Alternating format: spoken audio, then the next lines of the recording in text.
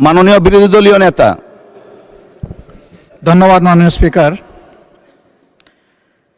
এই সংসদ দেশের সর্বোচ্চ সম্মানের জায়গা। যারা এখানে নির্বাচিত হয়ে এসেছেন, দেশের জনগণের সমর্থন, ভোট, ভালোবাসা, শ্রদ্ধা নিয়ে এসেছেন।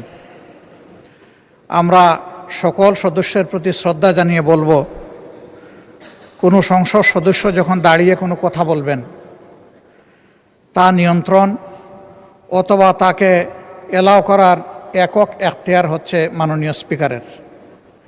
সেই জায়গায় আজকে লক্ষ্য করলাম যে একজন স্বতন্ত্র সংসদ সদস্য তিনি যখন কথা বলছিলেন, দুঃখজনকভাবে ট্রেজারি বেঞ্চ থেকে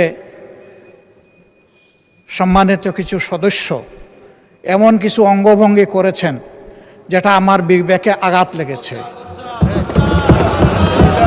আমি এটা আশা করি না। এমনকি আমি এও লক্ষ্য করলাম, একবার দুইবার নয়, 4 বার 5 বার নির্বাচিত হয়ে এই সংসদে যারা এসেছেন তাদের কেউ কেউ এই কাজটা করেছেন। আমি এখানে তাদের নাম বলে আমি নিজে লজ্জা পেতে চাই না। আমরা প্রথম দিনই অনুরোধ করেছিলাম ভালো কিছু সংস্কৃতির চর্চা হোক এখানে, এবং আমরা শিখতে চাই। আমরা জাতিকে নিজে শিখব, জাতিকেও আমাদের সাথে উদ্বুদ্ধ করব। মাননীয় স্পিকার, আজকে 2 বারই লক্ষ্য করলাম যে ট্রেজারি বেঞ্চ যেখানে আপনাকে সবচেয়ে বেশি সহযোগিতা করার কথা, সেখানে আপনি বারবার অনুরোধ করা পক্ষেও তিনারা চালিয়েই যাচ্ছেন। আপনি মাইক দেন নাই, তারপরেও সংসদে কি হচ্ছে আমরা কিছুই বুঝতে পারছি না। আর শেষমেশ যখন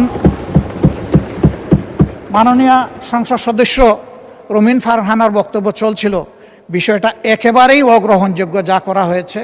আমি এটার জন্য দুঃখ প্রকাশ করছি এবং আমি এটার নিন্দা জানাতেও বাধ্য হলাম। ধন্যবাদ মাননীয় স্পিকার। ধন্যবাদ মাননীয় বিরোধী দলীয় নেতা।